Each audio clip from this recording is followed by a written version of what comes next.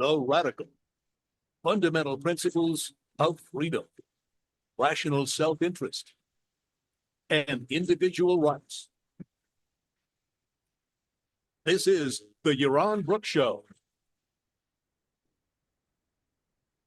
All right, everybody. Welcome to Yaron Brook Show on this Monday, November 18th. And I'm really happy to have with me Dr. Robert Zubrin. And let me know if I'm mispronouncing your name, Robert. Yes, you got it. Okay, and he's the president of the Mars Society. So we're going to be talking about Mars and making science fiction reality. Quickly, his bio, you can find a lot more info about him online. In 96, he founded the Pioneer Astronomics and Aerospace R&D Company, which he led for 27 years until selling it in 2023. He's got an MS in Aeronautics and PhD in Nuclear Engineering from the University of Washington. He's a fellow of the British Interplanetary Society, former chairman and executive committee of the National Space Society. 20 patents, 200 published papers. Again, you can find all these. And he is the author of a recent book. He's got a number of books, but he's an author of a recent book called The New World on Mars. What can we create on the red planet? So thanks for joining us, Robert. Thanks for inviting me. Absolutely. So tell me a little bit about kind of your history with Mars. Where does this interest come from in terms of interplanetary travel or building a world on Mars? Well, it began with Sputnik. I was 5 when Sputnik flew. Okay. And I was an early reader, reading science fiction. And while the adults may have been terrified of Sputnik, I was delighted with it because it meant that all these stories I was reading about space travel were going to be true. And my parents encouraged my interest. They got me a telescope. I made drawings of the moon through the eyepiece, launched rockets, all that kind of stuff. Cool. So I was one of Apollo's children. I was 9 when Kennedy made his speech committing us to go to the moon. And it was clear the plan was moon by 1970, Mars by 1980, Saturn by 1990, Alpha Centauri by the year 2000. I mean, this is what was happening. And so I started reading a lot of science books, and it rapidly became clear to me that the most interesting planet that we would be within our reach was Mars. It was the planet that had the chance to have life on it, and it was the planet that was the best chance where we could settle. Mm-hmm. So that's how it began. Can you tell a little bit about some of the science fiction literature that inspired you? Well, certainly Heinlein. Yep. And Arthur Clarke. Those were the two. Yeah. Yeah. So, what is, you've written this new book, what case are you trying to make in this new book? I mean, obviously we didn't make it to Mars by 1980. There's a question of the commitment we have to going to Mars. Is the purpose of the book try to get people excited about the journey to Mars? Well, it was more about try to get them excited for the possibilities of what we could do once we are there.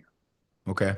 Because I do have a whole book called The Case for Mars, which is how to get to Mars. And that book has had an impact. And one of its readers was a guy named Elon Musk, and it basically convinced him to make Mars one of his callings. And he is now in the process of introducing a fully reusable 2-stage to orbit heavy lift rocket vehicle that will enable not only Mars expeditions, but vehicles of that type can enable the settlement of Mars. And the Starship has been going through a number of test flights. Mm-hmm. They've all failed. However, they've all failed further into the flight envelope than the one before. And the last one got pretty close to all the way there. And they're going to have another one within a couple of days. And if it fails, it will fail further into the flight envelope than the last one. And I believe that they will push through, and Starship will be operational within months, certainly by the end of next year. And if it's successful, it will be copied. Okay? So that this kind of vehicle, while it will be limited to the SpaceX company for a while, will eventually become generic. So the questions here in terms of how starships, understood more broadly, can be used is not limited to how Elon Musk would prefer to use them, but it's how anyone might use them. Are there other people out there with that ambition to go to Mars, to use a future Starship to go there? Well, there's certainly people who want to go to Mars. But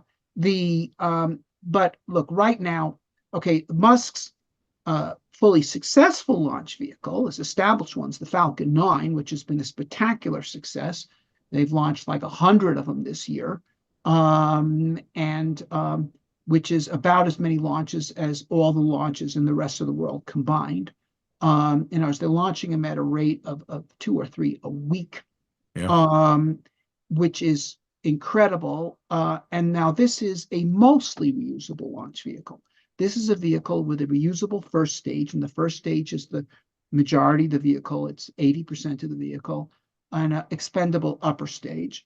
So they get the lion's share of the benefit of reusability, and for only around perhaps 30% of the difficulty of a fully reusable vehicle. So it was a very good place to start. Most of the benefits, only a fraction of the cost. But now he's going all the way. But anyway, the Starship's being copied. There's at least 5 companies in China that have gotten financing. Oh, wow. Working on knockoffs of the Falcon 9, excuse me. Yep. And there's also a couple of American companies that are working on things that are not exactly knockoffs of the Falcon 9, but they're a functional equivalents. Reusable first stage, expendable upper stage. These include the New Glenn from Blue Origin and the Neutron from Rocket Lab. And so basically, look, this is how it is. Anything that works is going to be emulated. Sure. And since the laws of physics are the same for everyone, if you can make it work, they can make it work. And they will. And so there's going to be competition, which tends to drive down prices, of course. But moreover, make sure that, well, let me get to the point. Okay.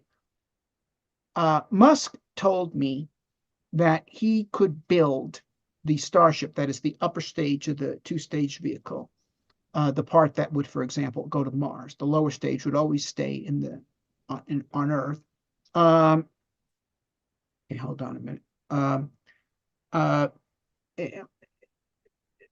That he can make this upper stage for $10 million, which means that he or someone making a comparable vehicle would be willing to sell them for 20. But now, here's the point. The advent of reusable launch vehicles means there's going to be something else new in the world that never has been, which is used launch vehicles. Okay. Never, you cannot buy a used Saturn V or a used Atlas. They do not exist. Okay, if they're used, they're gone. Okay, but there's going to be used Starships, and just like used cars can frequently be bought for 1/10 the cost of a new car, used Starships will be at a certain point on the market, whether it's it doesn't matter whether Musk's business model is not to sell them. Someone's going to be willing to sell them. Yep. And so there's going to be used ones out there available for a couple of $1 million. Now, Starship is supposed to be able to transport 100 people one way to Mars. $2 million divided by 100 people is $20,000 a person. That's more expensive than an airplane ticket that I have ever bought or would want to, but there are people who actually do buy airplane tickets that cost that much. And certainly it's a very small price to pay, or not small. It is an acceptable price to pay for someone who's willing to pull up stakes and move to a new world. It is, relative to income, actually a much smaller cost than it was to travel from Europe to America in the 1700s, and much smaller. And so what that means is if at some point once these things become available, if there are a group of people that want to pool their resources and go and establish a settlement on Mars, they will be able to do it. This puts that within reach. So that is why vehicles of this kind are for the prospect of enabling Mars settlement, and not as a government project. I think the first expeditions to Mars will probably be a public-private partnership. NASA's help is needed here to develop parts of the system that Musk hasn't, but that is to say, all the surface systems. But once these sorts of things become established, it will be possible for groups of people that want to make a new start in a new world will be able to do it, and so they will. So what do you think the timeline is like? I mean, if everything goes well, let's assume everything goes well, when can we expect the first expeditions to Mars, and then when would you expect colonies? I think we can have the first human expeditions on Mars within 10 years, and possibly significantly sooner, but certainly 10 years. There's a lot of things that have to go right. Sure. If this is a public-private partnership, it's important that it not be seen as the project of a limited partisan faction, because political fortunes change. It has to be understood as something that America is doing, not something that Donald Trump and Elon Musk are doing. Yep. So that it does have to be broadened in that way. And also, of course, we have to avoid technical failures, which are always possible. I mean, this is a risky game. The Starship could fail and come down and crash on Brownsville, and that would certainly set things back. Or Musk could get in trouble with the Securities and Exchange Commission or whatever. But if none of those sorts of things happen, yes, the first expeditions on Mars within 10 years, and a permanent base on Mars within 20. That is a permanent base with maybe a crew of 50 people, something comparable, or 100, maybe comparable to McMurdo Sound, which is a scientific base in Antarctica that supports exploration. But then, I mean, look, these starships, they have another capability, which is probably what most of them will eventually be doing, which is point-to-point transportation on Earth. You can go anywhere to anywhere on Earth in less than an hour with a vehicle of this kind. And there's a lot more people traveling to intercontinental distance than things going to orbit. So, at a certain point, someone's going to be, able to pick up a used Starship from, Astrolinea Mexicana or somebody, and say, well, look, all the technology has now been established by the Mars expeditions and the Mars base. We want to go to a new world where the rules haven't been written yet. And, people ask me, what's going to be the government on Mars? Well, I think that there will be numerous Mars settlements settled by people with very diverse ideas on what the ideal society should be, and natural selection will sort it out. The ones with the best ideas will outgrow the rest. The ones with the worst ideas will simply disappear. And do you think that is the major impetus to go to Mars, is to experiment politically? Because, I mean, there's plenty of room on Earth. I mean, we're having fewer babies, so the population is actually going to shrink at some point here. So is the primary reason the adventure and the trying something new, trying something different? Well, let's hold on a minute. Sure. While there's certainly room on Earth, there's no unowned land on Earth. That's There's right. no land that is not within territorial jurisdiction of a country. Yep. And in fact, not too long ago, there was a group of people who attempted to establish a sea settlement in Thai waters, and the Thai Navy or Coast Guard or whatever it was came and broke it up. Yep. Now, I mean, look, if you look at the three most remarkable episodes of colonization in the past 400 years, I would say these are the Pilgrims going to Massachusetts, the Mormons going to Utah, and the Jews going to Palestine. And in all three cases, these were not founded for economic purposes. They were founded for transcendent purposes, and which included a religious element, but also a different kind of element, somewhat linked to religion, but not quite the same thing, which is the desire to have a place where we could have our own society. Yep. And and in the case of the Pilgrims and the Mormons, they literally went to what was considered vacant land. The Mormons, in particular, who could have gone to California or Oregon quite easily, it's more favorable, decided to go to Salt Lake City because nobody else would go there. Yep. The Jews going to Palestine is a little different, but fundamentally the same thing. And now, I think there's always going to be people who want to have their own world. And in general, these people are not popular with those in this world. So they got reason to go. Now here's the thing. Okay. I do not think, that the Mars settlements will be founded in the way that, for instance, Elon Musk has discussed, which is he talks about having 1,000 starships transporting 100 people each every 2 years to Mars. You get a launch window every 2 years. Yeah. So you got 100,000 people landing on Mars, and 2 years later, another 100,000, then another 100. It's like Normandy Beach. Boom. Okay. Yep. I think it'll be a lot more like the settlement of America, where you have small groups of people establishing small settlements, and they set up a few farms on Mars, talking greenhouses, okay?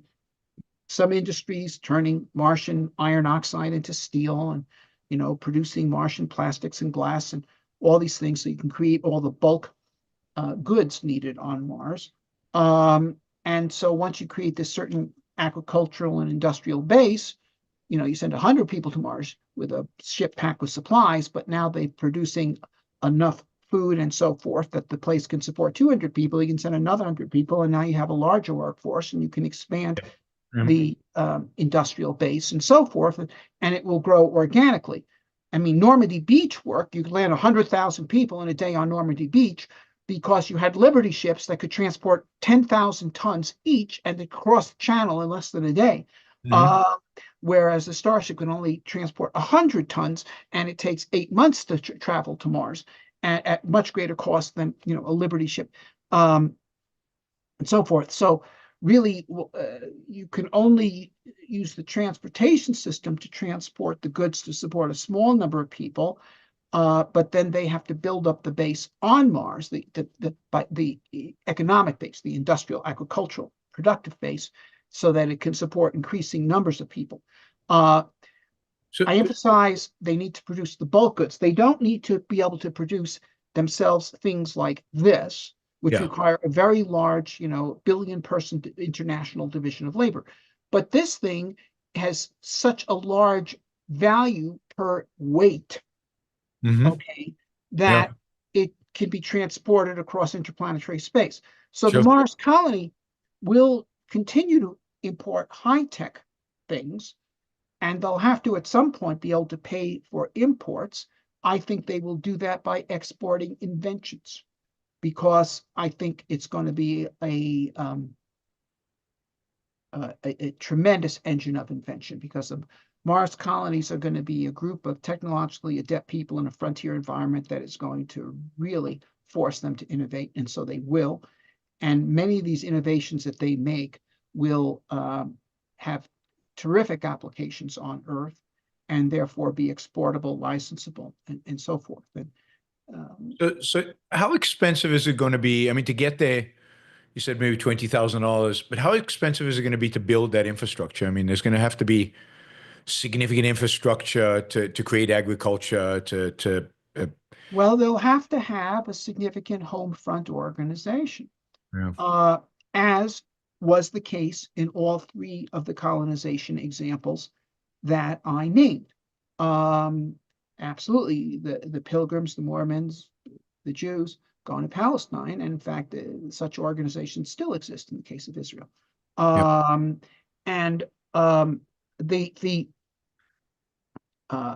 So that, so some colonists will be sponsored, and the well, if the colonists are paying for the ship, then the freight can come free, or put another way, if people are paying for the freight, the colonists can go free. Yep. Riding the freight has always been the cheapest way to travel. But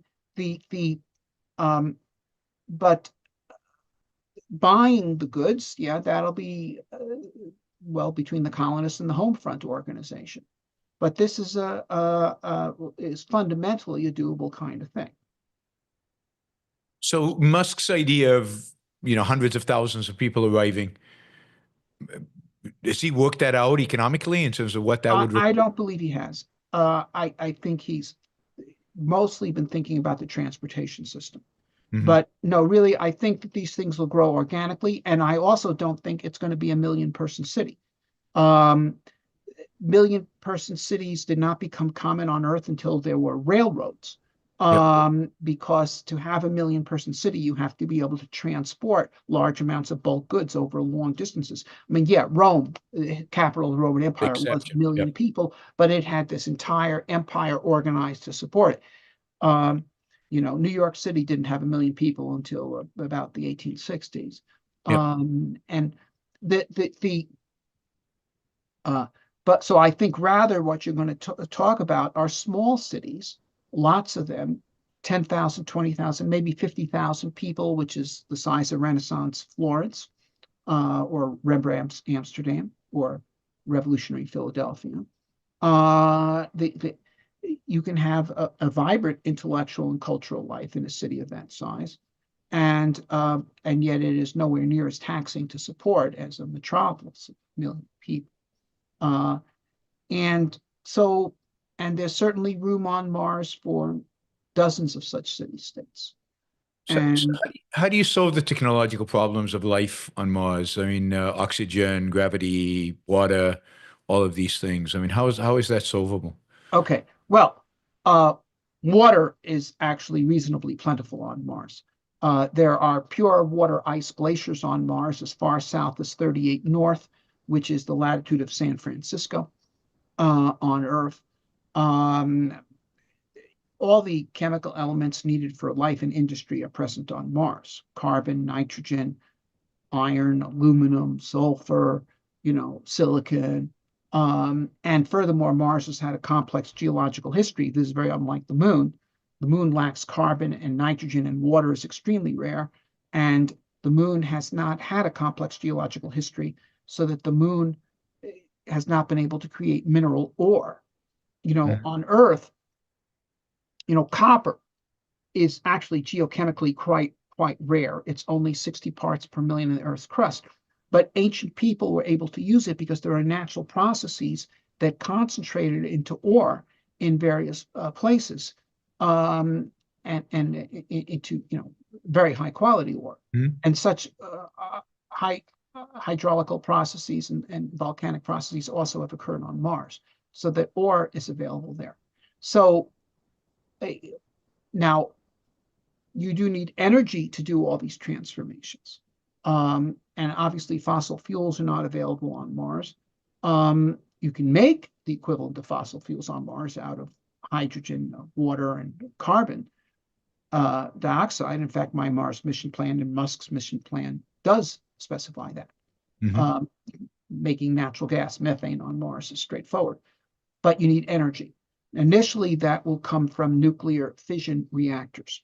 Now, if we're talking an initial Mars base sponsored, well, by anyone, a government or even a commercial entity, you could use the kind of nuclear reactors we have now. But the Martians are not going to want to use reactors that only get about 3% of the energy out of the uranium that they mine, which is the case with pressurized water reactors. They're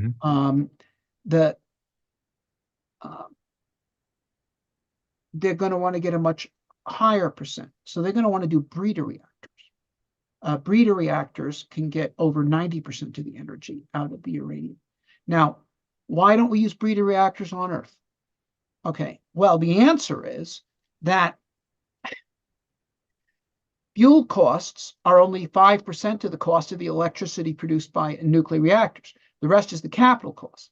Now, The reason for that is because the capital cost has been wildly inflated by hyper-regulation, which has Yep. extended the construction time from 3 years, which is what the first nuclear power plants were, to 16, which is the case now. And this has caused the cost of construction to go up by about a factor of 25. And therefore, instead of being half the cost, it's 5% the cost. But also the fuel cost is not that great on Earth because you have the whole planet can be mined, and it doesn't matter where the uranium comes. You can put it on a ship and transport it from Africa to Baltimore or anywhere and do that. The Martians, if they're mining uranium, they don't have global transportation. They'll have to settle for lower quality ore, which makes it harder to refine. So they're going to have to work to get their uranium. And they're also, I believe, not going to want to have a parasitic regulatory bureaucracy that massively inflates the construction cost. But the other thing is, given that the fuel cost is going to be the dominant cost in their power, they're going to want to use it efficiently. So breeder reactors or thorium reactors, because thorium is 4 times as plentiful as uranium. But how about fusion power? There are people dinking around with fusion power on Earth, but there's been no driver for it because we have plentiful fossil fuels and hydroelectric power and fission power and so forth. But on Mars, all of those things are difficult. And solar power is only 40% as strong as it is on Earth, and on Earth, solar power isn't even competitive anyway, really. Yep. But deuterium, which is the fuel for fusion, is 5 times as common on Mars as it is on Earth. 5 times. Yes. Now, here's the thing. I want to think about a historical analogy. The British invented the steam engine. Americans invented the steamboat. Okay? Because in early America, the only serious highways were the rivers, and sailboats don't do that well on rivers. But the thought of applying steam to nautical transportation was present in their mind. In fact, the very first steamboat was demonstrated to the Constitutional Convention in 1787. It was called the Perseverance, just like the current rover on Mars. And the first practical steamboat, the first economically successful steamboat, the Claremont, was financed by Robert Livingston, who's the same person who negotiated the Louisiana Purchase and who had massive properties in the Trans-Appalachia West that he wanted to have developed. So he financed the steamboat. Now, the thing is, if you have a steam engine at a coal mine site pumping water out, it doesn't have to be efficient. You have an infinite fuel supply right there where you are. Nor does it have to be compact, okay, or anything of that kind, okay? But if you want a steam engine, you want to make steam portable, you got to make it compact, you got to make it efficient, your fuel is limited to what you can carry on the ship, okay? So this drove the development of more efficient steam engines, in particular high-pressure steam engines, which could be more compact, more efficient. And that was also developed by Americans for exactly this Ohio River, Mississippi River trade. And that enabled railroads, which become the transformative invention of the 19th century, which completely changes the world of railroads. Yep. So the point is, the challenge of the frontier drove the development of certain key technologies, which then transformed not only the ability to settle the frontier, but transformed the entire world. And so the challenge of making energy on Mars, I think, will be the thing that drives the development of fusion power. There may be crude fusion reactors by the time people settle Mars, just as there were crude steam engines by the time America became independent. But the Martians are going to take it to the next level, including using fusion power to drive spacecraft, which will open up the outer solar system. And the other thing, I've mentioned now Mars as exporting inventions. In terms of exporting bulk goods that Martians will make, obviously Earth won't be interested in buying food from Mars. The people who will be interested in buying food from Mars will be asteroid miners. Okay. and steel you see the asteroids have a lot of platinum group metals in them, but the way you make money off of a gold rush is not by mining gold, it's by selling blue jeans and shovels to gold miners. And I think Mars will be to the asteroid miners what San Francisco was to the 49ers and Seattle was to the Yukon. Interesting. Because So it's that would about be 100 times easier to ship things to the asteroid belt from Mars as from Earth. So have you seen the TV series The Expanse? Yeah. No. And I there are elements of realism in it, but I think it's unrealistic. And I'm not just talking about the fantasy elements with the aliens. Sure. I'm talking in particular right now about the society they portray on Mars, which is a communist militarist global society. Yep. Okay. I don't think that's realistic. And even less realistic are the classic science fiction anti-utopias of the extraterrestrial tyranny. Because you see, who would want to emigrate to one? Yep. I believe And there'd be that, no invention. I mean, your point about invention doesn't come from tyrannies, it comes from free people. right. And immigrants don't go to Yep. free countries. See, North Korea has completely solved its illegal immigration problem by Yes. being an undesirable place to go to. Well, we're trying to do the same thing here. Yeah. Well, if you want to blame someone for all the illegal immigrants, blame everyone who has done something to make America a good place to live, because it's their fault. I agree. I agree. So do you see any hope for nuclear energy here on Earth in the near future? I mean, Yes. I know you despise Trump, as do I, but is there anything about this administration that might loosen up the Well, they might. I mean, certainly one place where a battering ram to knock down unnecessary bureaucracy would have a good place. It'd be going after the Nuclear Regulatory Commission and the Environmental Protection Agency, Yep. Especially the EPA, which is a huge problem. But and not just to the nuclear industry, but I have a book called The Case for Nukes, by the way, Okay. which discusses nuclear power, its history, the technology, but it also discusses the whole regulatory blockade against it. The reason why nuclear power is not too cheap to meter is not because of nuclear power technology. It's because of the regulatory bureaucracy. The first nuclear reactor was built along with the submarine to contain it in 3 years. And then the first commercial nuclear reactor was built in 3 years. Now it takes 16. With any technology, as experience was gained, the time to build it should have gone down, not up. Okay, exactly the opposite of what has occurred. And in particular, starting with the Carter administration, where hostile regulatory bureaucracy was installed to strangle the industry. And any industry can be destroyed by sufficiently hostile regulation. If the FAA was run like the Nuclear Regulatory Commission, there'd be no airlines, none.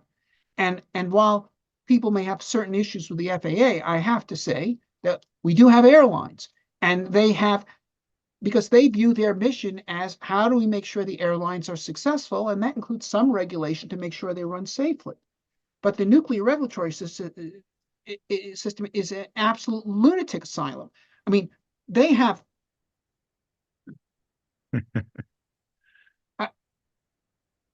regulations that you have to not only prove that the plant is safe as opposed to build it and be penalized if it proves to be unsafe. Okay, you have to prove that it's safe in advance. This is like conducting, right now you want to go on the highway, you drive your car, and if you speed, you get a ticket. You do not have to go to the police station in advance of the trip and prove to the police that you are not going to speed. Okay, the current nuclear system is not only do you have to go to the police and prove that you're not going to speed, you are open to intervention by someone who goes to the police and demands that you prove that the trip is necessary. Yeah. And if the police agree that the trip is necessary, they can appeal it to the mayor, and so forth. I mean, this is how this thing works. So not only as opposed to build it and if you violate, if you do pollute, sure, get prosecuted. No, you have to prove in advance that you're not going to. And furthermore, you have to prove that it was worth, you should have built a nuclear reactor instead of a zoo. Or, well, they don't make you prove it a zoo. They make you prove it a nuclear reactor instead of a solar plant or a gas plant or this plant or that plant. In other words, you can't be trusted to use your own business decision to build the plant. You have to justify it to a hostile outsider, okay, who furthermore, wait for it, can sue the Environmental Protection Agency to demand that they stop the project. And since the Environmental Protection Agency is staffed by people who are sympathetic to the people who are suing, they will concede the case, and then therefore a court order will be generated to stop you. And that's how the EPA works in stopping a whole range of projects, including construction projects and all sorts of things. But so it's a lunatic asylum, and it has to be cleaned up. So if they do in fact go after that, they will definitely do some good. I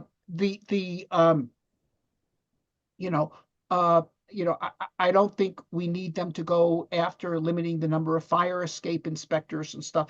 We need them to go after the NRC and the EPA. Yep, the big stuff. Yeah. And in particular, bureaucracies that are really operating in violation of their charter because they have a different agenda. The FAA has an agenda of facilitating successful commercial aviation, okay? And some people might take issues with some of their decisions, but nevertheless, they are true to that mission, whereas the NRC is not true to its mission. Mm-hmm. So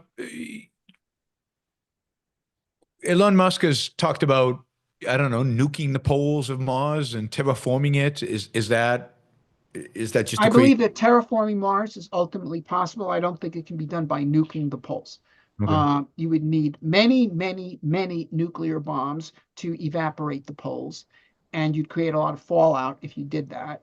But furthermore, the effects would be temporary. The right way to warm Mars is to generate global warming. We know how to do that. This is something. But now, in fact, we could do this more effectively if we were doing this by design instead of incidental to other activities. There are gases, synthetic gases, like, for instance, fluoromethane, or carbon tetrafluoride, it's also called, CF4, which are like thousands of times more powerful greenhouse agents than CO2, molecule for molecule. And we produce them on Earth for use as refrigerants. Now, if you produce them on Mars at the same rate that this whole family of compounds, not just CF4, but related compounds, were being produced on Earth right now, which is that industry collectively worldwide uses about 5,000 megawatts, which is equivalent to the power that runs Chicago. So it's a small fraction of the power the human race uses, but measurable. I mean, significant. If you produce that on Mars and didn't put it in refrigerators and air conditioners, but released it into the atmosphere for the purpose of driving global warming, you would raise Mars's average temperature by 10 degrees centigrade within 50 years. That is much greater than the fossil fuel-driven global warming on Earth, which has been 1 degree centigrade in 150 years. Now, if you did that, if you warm Mars by 10 C, you would evaporate the pole, okay, and put a lot of CO2 into the atmosphere, but you'd also cause CO2, a much larger amount of CO2 that is soaked into the soil, adsorbed is the scientific term, but basically soaked into the soil. You'd cause it to outgas, and it would thicken the atmosphere a lot, about 30 times its current amount. Right now, it's about 1% as dense as Earth's atmosphere. It would make it 30% as dense as Earth's atmosphere, which would say would bring it up to about the pressure that you have on the top of Mount Everest. Now, on Mount Everest, you do not need a spacesuit. You need an oxygen mask, but you do not need, and warm clothes. And that's what you would need on this partially terraformed Mars. Now, also, you would have temperatures, average temperatures above the freezing point of water within the tropical zones of Mars. So a lot of this frozen water would melt. You'd have liquid water on Mars again. the rivers on Mars that flow, the lakes on Mars that fill. You'd have aquatic environments. You'd have rain, okay? And rain would destroy the peroxides in the Martian soil. They dissociate on contact with water, releasing a small amount of oxygen into the atmosphere. Not enough for us to breathe, but enough for plants, which need a small amount of oxygen to live. Higher plants do. And so you could start spreading plants on this Mars. Now, if you were just using the kind of plants that exist on Earth today and you spread them around Mars quite actively and help them along with fertilizer and all that, so that they did spread, create forests on Mars, it would still take about 1,000 years for them to put enough oxygen in the atmosphere for it to be breathable by people. Shorter amounts of time to make it breathable by insects and such. But if we're talking about a project that people are going to be doing like 100 years from now, I don't think it's outside the scope of discussion to assume that they use genetic engineering to create plants that are much more effective at photosynthesis than the plants we currently see on Earth, in which case this timeline could be significantly sped up.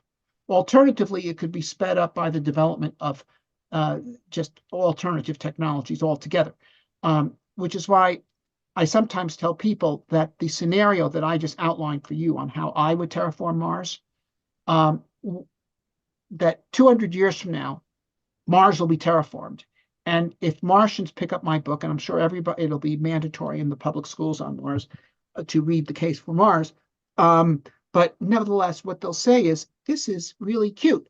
This guy lived in the 20th century, and he came up with this plan for terraforming Mars.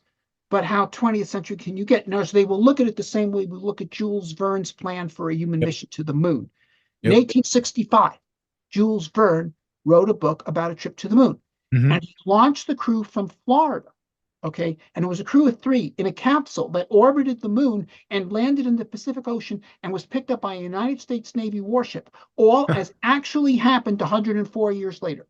However, the technology to achieve the launch was heavy artillery, giant gun, okay? And you say, well, there you go, okay? So in the same way, I'm a 20th century mind grappling with a 22nd century problem. So I think that the ideas will probably be viewed as quaint, not because they're wrong, but because they will have a much better way of doing it. Oh, yeah, of course. What do you think? What are the risks, and what's the possibility that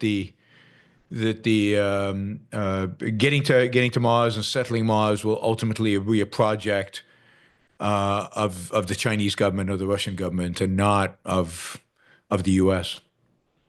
Well, it is possible it will be a project of those governments, but I think that freedom will out. You know, the New World was opened up by Inquisition Spain. Yep. Okay. However, you later had settlements of free people in the New World, and within the United States, okay, there was a free part and an unfree part. And you ask any Civil War buff, why did the North win the Civil War? And they will tell you, well, it had a larger population and more industry. And that is true. But why did it have a larger population and more industry? Because it was free. Okay, that's where all the immigrants went. You know, the Union Army was 40% immigrants and first-generation Americans. Confederates, 3%. Okay, so all the immigrants went there, all the talent went there. It outgrew the South, okay, in every respect. And so despite the fact that the South had a military caste that gave it better generals, the North massively overpowered it in technology and industry and in population. So you're optimistic that as long as we stay free, we will beat them? Yeah, I do believe that, or we certainly can, unless we really screw it up, which is a possibility. There's nothing inevitable in history. Yep. But I believe that there may be unfree societies established on Mars by the Chinese or the Russians, but if we allow the establishment of free settlements on Mars, free city-states, they will outgrow those, just as the United States outgrew all those Spanish settlements that had been established a century before any English colonists arrived in the New World. So what would you say the benefits for people who don't expect to be among the first to travel to Mars? What are the benefits for those of us staying here on Earth for this to actually happen? Okay, well, a couple of things. First of all, in terms of cultural optimism and challenge, if we have, whether even a government program, but especially if these things are being launched as individual enterprises, it's a tremendous invitation to adventure to youth. Learn your science, and you could be part of this. You could be a pioneer of a new world, and that will generate intellectual capital. You know, the United States doubled its number of science graduates during Apollo, and in some fields tripled it at every level, high school, college, PhD, precisely because of this great adventure, Apollo, the Star Trek future. People want to be part of that. And we have benefited from that ever since. I myself was one of that cohort, Apollo's children. I'm a little unusual in it in that I actually ended up doing space. The rest of them went off and did computers and created the whole, computer revolution and then the internet and so forth. And that's why they all have more money than me. But nevertheless, this has been a tremendous driver for technological progress. Now, furthermore, when you start talking about developing the technologies to open the space frontier, and by the way, the relationship is reciprocal. Okay, space will give us freedom. Freedom will give us space. Why is there a SpaceX? Okay, because of freedom. Okay, there is no SpaceX in Russia. Okay, despite the fact that there are people with lots of capital in Russia who actually believe it's important that humans expand into space. But there's no SpaceX in Russia because anybody who started such a company, if it was successful, would be stolen by the Kremlin kleptocrats. So freedom has given us SpaceX. SpaceX has, not only opened up the possibility of settling Mars, it also has greatly enhanced the strategic strength of the free world. Regardless of where Musk stands vis-a-vis Putin, the fact that the United States now has the capability of launching whole constellations of satellites is an enormous military asset. Okay. Then if you talk, and then other things, solar energy was developed for space. All sorts of technologies that were developed for space spun up from Earth. But then you have the Mars colonists themselves, okay, who will be generating technologies. So we will benefit from their inventions. If they develop fusion power, everybody on Earth will benefit. If they develop much more efficient ways of growing food because they have to grow their food in greenhouses instead of on huge open fields, Earth will benefit, okay, etc. Okay, now, furthermore, there's another benefit, which goes beyond all these concrete things, which is, I believe the human race faces a real risk today, a real risk of catastrophe. And not from global warming, which I believe there is global warming, by the way, but it's a technical problem that can be solved by nuclear power. And certainly not from resource exhaustion. I think that's just false. There's far more resources available today than ever in the past because resources are a function of technology, and the more people, the more inventors, and the more inventors, the more inventions, and inventions are cumulative. But nevertheless, there is a threat to humanity today, and that comes from bad ideas. Okay, the same threat that caused the catastrophes of the 20th century, bad ideas, and in particular, one bad idea that came in a variety of forms, which is there isn't enough for everyone. And therefore, all nations are fundamentally the enemies of all other nations. Okay. And sooner or later, we're going to have it out with them. Okay. 1912, Friedrich von Bernhardi, one of the chief intellectuals of the German General Staff, wrote this book, Germany in the Next War. It's a bestseller, international bestseller. And he says, look, there's Eurasia. There's only so much here. Who's going to get it? Either us Germans or the Russians. So we're going to have to find out with them. Yeah. So should it be sooner or later? Let's make it sooner because they haven't industrialized yet. And of course, if you believe it's going to be sooner or later, it's always going to be to the benefit of one side or the other to make it sooner.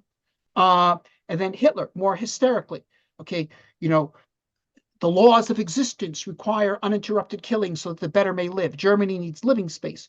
Now, Germany did not need living space, okay? Germany today is smaller than the Third Reich and has a larger population, but a vastly higher standard of living.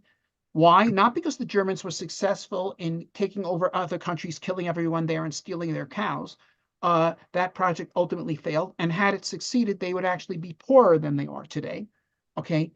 They succeeded because of the advance of science and technology, which has been a global human project to which Germans have certainly contributed, but so have other people, including very notably people they were trying to exterminate. Yep. So it was nonsense, but nevertheless, belief in it drove this thing. And today, there are people in senior positions in America's national security establishment who believe that war with China is inevitable. Yeah. Why? Because there's over 1 billion of them. And if they all start driving cars like us, there won't be enough oil in the world. And you can bet your bottom dollar that there are people just like them in Beijing who look at this thing from the other side of the chessboard and think similar thoughts, except with a different party who's supposed to lose. Okay. And if this is where it goes, there will be war.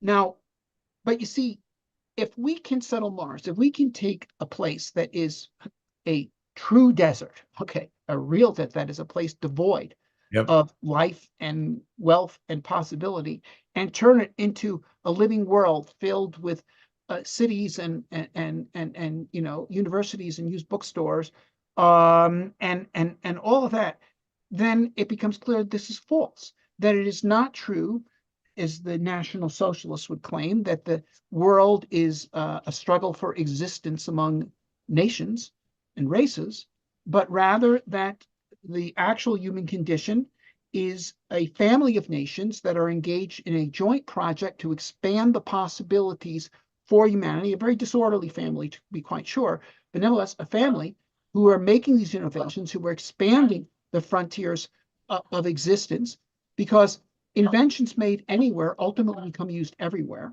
and that this is the truth. And this is how we're going to avoid catastrophe. So, yeah, we're going to get invention. We're not going to get oil from Mars. We will get inventions, but the greatest thing we're going to get from Mars is truth about who we are.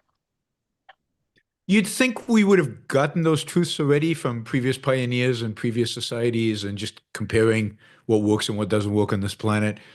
But it certainly would be an escape valve for if we screw it up over here badly enough, there's some way to go. Well, okay, a couple of things about that. Number one, in terms of the second thing you say, I don't think that's a good way to look at it. I don't think looking at Mars as a place where some people can go and survive if the Earth is destroyed is a useful point of view. We're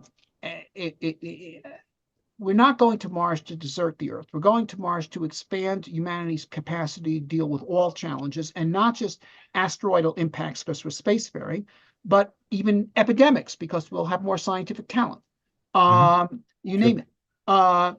So we're going to Mars to expand humanity's capacity to deal with everything. But in terms of the why haven't people already realized this? Why haven't people realized that the resources of the Earth are infinite, which they are? Okay. It's because the idea that on a finite Earth, resources should be finite seems self-evident. It's not true, but it's self-evident. And so trying to explain to someone that the Earth has infinite resources is like trying to explain to a mathematically illiterate person that a 1-inch long line segment can have an infinite number of points in it. That seems impossible. How can this 1 inch long line segment have an infinite number of points in it? It starts here, it ends there. That's all there is to it. Okay, but anyone, even the most naive person, can readily believe that a line that goes off infinitely in both directions has an infinite number of points in it. So yes, there's an infinite number. Earth has infinite resources. You could take a chemistry set made of 1 kilogram of each of the 92 elements and make an infinite number of compounds out of it. Okay, but that's harder to see. But if you open up the space frontier, then this becomes clear. It becomes tangible because the infinite nature of reality becomes sensuous. That makes sense, and I hope you're right. It seems like convincing people of things that are pretty straightforward seems really, really hard sometimes. Can you tell us two things, and then we'll go to some of the questions of our listeners here. One is, how can people get a copy of the book? Maybe tell us a little bit about the book and how we can get a copy of the book. Okay, so I have 2 important Mars books. First is The Case for Mars, which is how we can get to Mars in our time. And you'll notice there's a little endorsement on it on the cover by Elon Musk. Okay. Nice. He and I disagree about Ukraine. We agree about Mars. That's good. The other, which we've mostly been talking about in this conversation, is The New World on Mars. What can we create on the red planet? Okay, so this is about this, including the possibility as Mars is a domain for numerous noble experiments that could hopefully find a way forward for humanity. The books can be gotten on Amazon. So it's out already? The book is out already? Oh, yes, it's out. Good. And Case for Mars has been out for a while. Good. It was first published in 96. This is the 2021 edition. It's gone through many printings. This book just came out this year. And it's also, there's a British edition has come out by Penguin in the UK as well. And is it audio and Kindle and all of that? They're certainly out in Kindle. And I'm not sure if it's out in audio yet. But both Kindle and paper, it's out. Good. And then can you tell us a little bit about the Mars Society and what you guys are doing, what the goal is, and then what are some of the exciting initiatives that you're involved in right now? Okay, the Mars Society was founded actually in 1998. I got 4,000 letters from people that had read this book and said, basically, how do we make this happen? So we invited them to come to Boulder, Colorado. We had a convention. We started the Mars Society. And it does 3 things. One would just spread the vision. Second is political work to defend the various Mars programs in the political combat arena. And third is projects of our own, of which the most noteworthy have been the establishment of 2 Mars exploration stations, one in the Canadian Arctic on Devon Island, 75 north, and the other in the American desert in southern Utah. And we send crews of 6 to these stations. The desert station is active right now, in which they attempt to conduct a sustained program of field exploration in these Mars-like environments while operating under Mars mission constraints. For example, they can't go outside without wearing a spacesuit. And by so doing, we try to learn what's going to work on Mars and what isn't. So that's projects we do. We also have university rover contests where college students compete rovers in the desert doing Mars exploration type tasks and so forth. But, while we can point to certain programs that we saved in the political arena, and we can certainly point, and we've had over 300 crews in our Mars stations. In a certain way, I think the most effective thing we've done has been the first activity, just spreading the vision. Because, for example, one of the people who we managed to inspire to make Mars his calling was Musk. And that's why there's a SpaceX.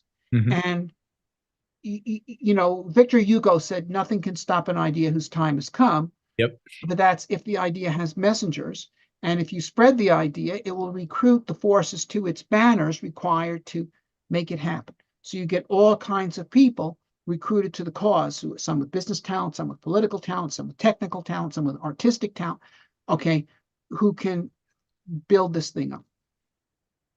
And to what extent are you guys, I don't know, if, coordinating in communication with the various private sector space outfits? Only limited. The main way we've helped them is, frankly, we've inspired a lot of young people to want to do this. I mean, the reason why Musk has this crack team that he can work, 3 times as hard as any other company and pay less is because they want to make this happen. Yep. And the so, but also I believe that ultimately, I mean, look, there are people in the FAA that who don't like Starship and would just as soon throw obstacles in its way and have. Yeah. Okay, there are others say no, we should facilitate this. Well, it's a question of do people believe that this is something that should happen? The nuclear industry ultimately it hasn't quite failed, but it hasn't realized its promise because it failed to convince enough people that it was a good thing. And Yep. so people have allowed it to be throttled. Whereas there has to be a societal consensus that spaceflight is something that we want to happen. Otherwise, it will be throttled. It'll go the way of nuclear power. Right. So, thank you. We've got a few questions. Let me see. All right. Enric asks, considering that Mars lacks a global magnetic field, cosmic ray radiation are a problem, doesn't it make more sense to first focus on space stations up to O'Neill cylinders across space to Mars that can be built for humans? Okay, no. That's my short answer. I'll elaborate a bit. First of all, the fact that Mars has no magnetic field is irrelevant. We are not shielded on the surface of the Earth from cosmic rays by the Earth's magnetic field. We're shielded by its atmosphere, which puts same amount of material above you as 33 feet of water. That's what's above your head right now. Your head. Above my head's about 28 feet of water because I'm in Denver. But but that is what shields you from cosmic rays. The space station is inside of Earth's magnetic field. It does shield them against solar flares, okay, but the atmosphere would shield you against solar flares as well. But the cosmic rays come right through the Earth's magnetic field, which is why the radiation dose on the space station for cosmic rays is the same as on the surface of Mars. And half that of interplanetary space. So actually, but in terms of settlement, a Starship is 100 tons. You take the worst NASA Mars mission design, their ship is 1,000 tons. O'Neill cylinders are 1 billion tons. They are a far more futuristic project than settling Mars. It's like, settlers came to America in little ships. Imagine if they had to build the continent. So it's much easier to settle a planet than to build one. Justin asks, how does the minimal magnetosphere on Mars limit its flourishing? Are there workarounds? Okay, so let me get to this. This is a myth that Mars cannot have an atmosphere because it has no magnetic field. Venus has no magnetic field and has a very thick atmosphere. So you don't need to have a magnetic field to have an atmosphere. Now, the thinness of Mars' atmosphere is a problem, but we'll thicken it through the terraforming technique that I outlined earlier. All right. So David missed your answer from before, but He's asking if you have any comments on the Expanse. Does it represent a possible future for Mars colonies? David, you can listen to earlier on. We talked about that a little bit. I don't know if you want to add anything, Robert. I enjoyed the series. It's a fun series, but Oh, absolutely. yeah. And look, I mean, look, lots of things are fun in theater. Okay, World Yes. War II is great in theater. I mean, and the Martian revolution against the tyrant is great because if you got a tyrant, you got your revolutionaries, you're off to the races. I mean, that makes it for a great plot. But as I said, I don't think you'll have a tyranny on Mars because no settlers would go there. And I don't also think that you'll have a single global government on Mars. I think you will have diverse settlements with diverse ideas, and we'll be able to find out whether the libertarian utopia or the Scandinavian social democracy, which is the one that actually offers people the best. Yep. Well, how do you think? What do you think about the way the asteroid miners are portrayed? Well, that is to a limited extent realistic. Okay, Yeah. that is the notion of three major parties in this future: the Earth people, the Martians, and the Belters. Okay, is realistic, and the Belters would be primarily occupied with mining. Mhm. I believe that the triangle trade here is high tech from Earth to Mars, basic goods from Mars to the asteroid belt, and precious metals from the asteroid belt to Earth. Um, Yep. and I'm not sure that comes. The Expanse has that, but they nevertheless do have the three primary parties of this future. I think they're vague about the actual what the trade Yeah. involves. It's clear that, yeah. I mean, and the politics are interesting. How the belt is kind of there's a Marxist element to it, but where they feel exploited by the system. So, but it's fun. Mhm. Another movie question, and I don't know, it's not exactly related, but he says, uh, if you've seen Total Recall, the Arnold Schwarzenegger movie, was anything right scientifically? Um, well, the fact that you would die if you got thrown out into the 1% atmosphere of Mars is correct. I mean, uh,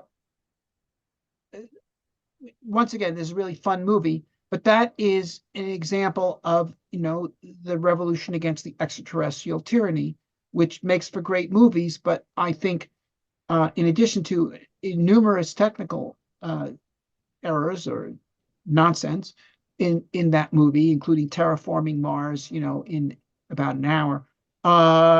The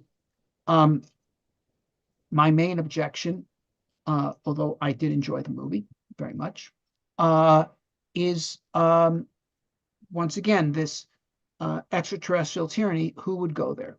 Yeah. Okay, Yeah. to attract immigrants to Mars, city states will have to be free systems. Yep. James asks, do you think Elon Musk has what it takes to get us to Mars? It's an interesting question. Uh, Musk certainly has great intelligence and great force of character. Uh, in uh, and I would say courage. So he has two of the ancient classical virtues. Uh, but the other classical virtues are justice and moderation. Um, and I'm not sure he has those. And the Christian virtues, hope, faith, and love, he has hope, but I don't know about love. And faith, I couldn't speak to. So I think Musk is playing a very important role in settling Mars. Um, but um, I, I think that there are other elements, other virtues that will be needed to make it a success. Um, Proper asks, have you seen Bezos' skepticism about colonizing Mars? How would you respond to his point that Antarctica is easier, and yet people don't go to colonize it? Okay. Well, first of all, I think between Musk and Bezos, Musk has thought much more seriously about what is possible to do in space and what isn't than Bezos. Bezos talks about relocating industry from the surface of the Earth into Earth orbit, as if we're going to move steel mills into Earth orbit and ship the ore up there and the steel back down so the smoke won't come here because it'll stay in. I mean, this is just nonsense.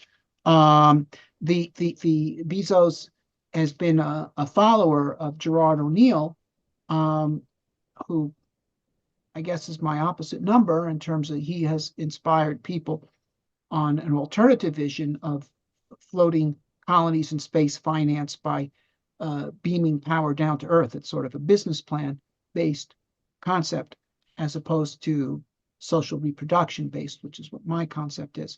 But in terms of Antarctica, no. The reason why there's a Mars Society but no Antarctica Society, okay, is not because I have stopped people from forming Antarctica societies, because no one's interested in it.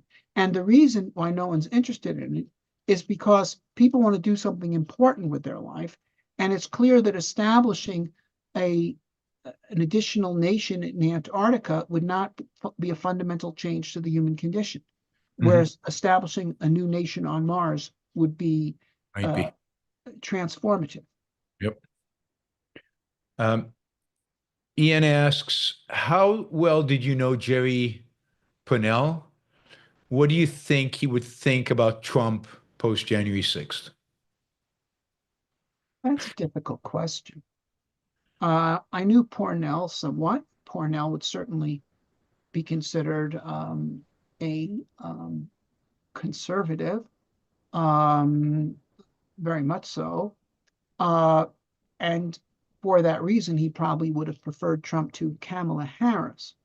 But what he would have thought about Trump, I'm not sure, because, for instance, Trump right now, for instance, with these appointments, is attempting to negate the Senate's ability to approve or disapprove presidential appointments. That is, Trump is asserting a doctrine of the will of the people entitles him to do whatever he wants, which is very anti-constitutional in the extreme. And whether I just didn't know Pournelle well enough to know what he thought about. I mean, certainly Pournelle would have had absolutely no truck, with wokeism and all of that. Yeah. Okay. And that's why I said he would have voted for Trump instead of Harris. But was he aware enough of these constitutional issues and the need for limited government that he would oppose Trump at this point? I can't say. But I would think, though, putting aside Pournelle, any genuine conservative needs to be alarmed right now, because what we're looking at here is a declaration of war on constitutional government. Yep. Justin asked, is Kim Stanley Robinson's Mars trilogy dated in terms of its terraforming science? Not so much. I actually enjoyed Red Mars, the first book. I kind of lost the thread in Green Mars, and then I really didn't do Blue Mars. Green Mars got too weird. But the thing about Red Mars, of course, that's the most interesting is the debate between the Martian Reds, who want to keep Mars as it is, and the Martian Greens, who want to terraform it. And Robinson handles that delicately. He doesn't take sides. But I have to say that this debate is out there in the Mars community, and the fact that it's a debate at all is somewhat pathological. because it's crazy. All right, Yeah. it's crazy. Yep. If anyone was to propose taking Earth as it is, okay, with not only its human civilization but its forests and its coral reefs and all these ecosystems, and transform it into something that is like Mars, people would say that's a horrific idea. And you don't have to be a member of the Sierra Club to say that. I'll say it. Sure. Okay, Sure. any sane person would say that this is here. You have this wonderful planet. You don't want to turn it into a dead wasteland like Mars, which perhaps might have some bacteria in its groundwater. Okay, well, if that is a horrible thing to do, then taking something that's like Mars and turning it into something like Earth has got to be a wonderful thing to do. And the look, if human beings can harm environments, it means they can improve environments, because that to say you can harm an environment is implying that there is, in some sense, some scale on which they can be judged better or worse. And to say that anything a human being can do to an environment is going to make it worse is just bigotry against humans. It says no matter what you do, it's wrong. Yep. Okay, and so it's anti-humanism is what it is. And so while I found the debate in the book interesting and somewhat unique for a work of fiction, nevertheless, it's pathological. And by the way, that's another book I've read that your readers might be interested in, is my book Merchants of Despair, which is about anti-humanism. I've got a question about Merchants of Despair coming up. Somebody's asking. All right. So Jacob asks, would you be able to tell people apart by this physiology due to gravity? And would you want to crash asteroids or moons into Mars to increase its mass? Okay. I believe over time, Martians might evolve into a taller and lighter physiology, because our current build is adapted for Earth and it's optimized for that. And lower gravity might be drive things in the direction of a taller, more lightly built physique. This would not happen immediately. Genes would prevail, but over time, adaptive pressures would optimize for that. To increase Mars mass with asteroids, that's a no. Okay, that would take millions. It would take more asteroids than there are to significantly increase Mars's mass. People have talked about crashing asteroids into Mars for the purpose of vaporizing the South Pole, because in fact you can get a lot more energy that way than from dropping atom bombs on Mars. And it would have the benefit of not producing radioactive fallout. But the thing is this: Mars is going to be terraformed by the Martians. And so they're not going to want to use a technique that involves some real significant range safety problems for themselves. So I think they're going to use a less kinetic approach, such as the greenhouse approach that I mentioned. Okay, so Gail says, I read your enlightening book, Merchants of Despair. Please explain infinity of water. I kind of agree, but I need clarity. Well, because the amount of water that you have to use is not a function of how much water in the ocean, it's how fast you're cycling it through the system. Okay, the notion that humans would simultaneously drink all the water in the oceans, before anybody could piss any of it out, is ridiculous. So for all practical purposes, the amount of water is infinite. Now you could say, well, you're using the water, and you could be using fresh water faster than it's naturally being replaced. Well, you could quicken that, say, with nuclear power or fusion power to do a desalinization. Yep. Or otherwise reprocess it. Yep. Hey, Daniel asks, your commentary on Ukraine is excellent and your articles are well written and insightful. So just a compliment from Daniel. Thanks. Brownie asks, will the city on Mars, I guess, look like mostly tubes and domes? Well, there's a lot of architectural ideas for cities on Mars, and I discuss some of them in this book. So some might look like that. Um, the the notion of having domes, not giant, multi-kilometer diameter domes, but 100-meter sized domes networked together, is a practical idea. The reason why they can't be gigantic is because the bigger a dome is, the more pressure wants to break it apart. But still on the 100-meter scale, yes. You'd probably also want to have substantial underground sections to such a city, because, in other words, if people lived most of the time underground, in the same sense that we spend most of our time indoors, and only went above ground in their outdoor time, which for a typical person on Earth today who live in an advanced country might be at most 2 or 3 hours a day, then their radiation dose from cosmic rays would be cut by a factor of 10, which is, say, make it negligible for all practical purposes. Other ideas include, under those domes, ponds or lakes, and having the habitations underwater. So you have your fish farms above your habitations. You look up, you see the fish going around, but you see they're transparent. So you have light coming through.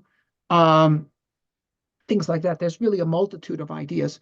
The one interesting idea that's in the book, which was proposed by a French team, and it's kind of like Gothic arches in tension. If you can imagine, a Gothic arch is in compression, because the medieval people built with materials like stone that are strong in compression and weak in tension. But today we have materials that are extremely strong in tension, like Kevlar and Spectra, aramids. And on Earth, you have the weight holding the structure down. On Mars, you have pressure wanting to push the structure up. So their Mars city looked sort of like a Gothic cathedral, expanded and in tension instead of compression. Yeah, interesting. Can you talk about who opposes, or in the future, who will oppose Mars missions and colonization, and what ideas motivate them? Well, that's an interesting question.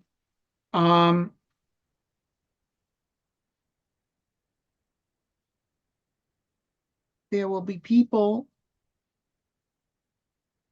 who are against the human expansion into Mars because it will undermine their ideology, because it will destroy a crisis they need to have.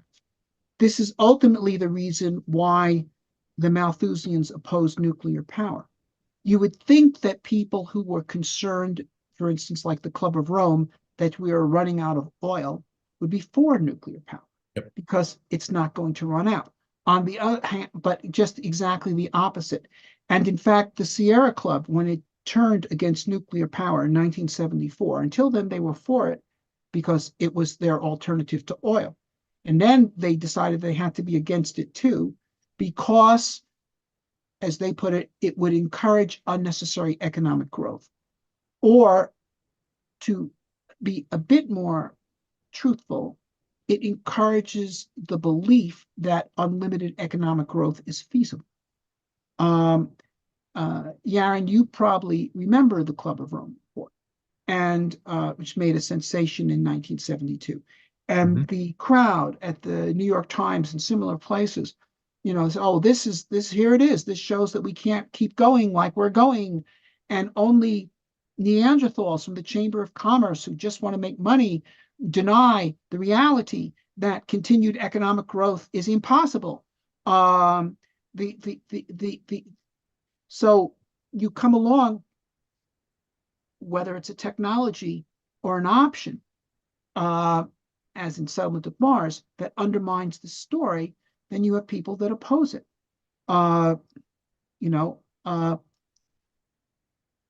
So that's who I think would oppose it.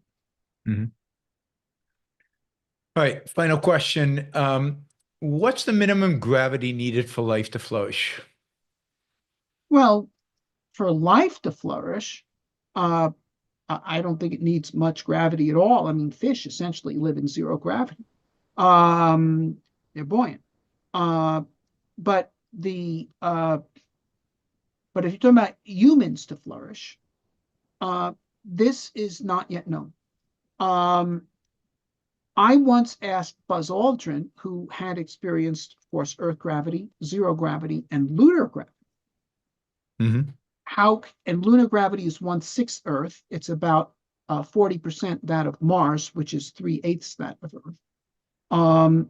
The How did lunar gravity seem to him? Was it more like zero gravity or one gravity? He said, "Oh, it was like gravity. Okay, there's an up, there's a down. The fluids in your head go to the right places instead of the." And now I am willing to believe, people in zero gravity get in the space station, for example, get deconditioned because they're just floating around the space station all the time. They Mhm. never have to do the workout that you have to do walking around on your 2 feet, holding up 150 pounds or however much you weigh. Mars, there's an up, there's a down. You'd be holding up less weight than you do on Earth, but not zero weight. If you adopted an active life, I think you would stay in reasonable condition. You'd probably find Earth very unpleasant if you ever came back. I think Martians will wonder why anyone would ever want to live on Earth. Because unless they are suitably active, they will develop weaker musculature than Earth people have. But if they do, and I think a successful Mars colony will promote active life, and I mean, sports and dancing on Mars could be quite spectacular. The Basketball would be more like Quidditch. Yes. Uh, if done on Mars. But yeah, I think it's unfortunate that NASA has resisted any partial gravity experimentation, despite it's been now almost 66 years since the agency was started. They've yet to fly a capsule in Earth orbit that's spinning with a crew of mice in it living in Mars gravity, or do anything of the kind. And this is because the NASA Space Medicine Program is run by zero gravity health effects experts, and that's what they want it to be about. So we're going to find out, I think, about life in partial gravity when we first send explorers to Mars and then eventually settlers. Well, this has been fabulous. Really, really appreciate it, Robert. Thank you. Well, you're most welcome. And let's remind everybody, the book is called The New World on Mars. What can we create on the red planet? And it's available on Amazon now or anywhere else you buy books. So go check it out and keep it up. Hopefully, Musk does not get so distracted as to abandon Mars. this. Yes. Yeah, to abandon his mission to Mars. Right. I hope so too. Good. Okay. Thanks, We Robert. need Have a him. good night. Yep. Okay. Thank you. Okay. Bye. Bye. Bye, everybody.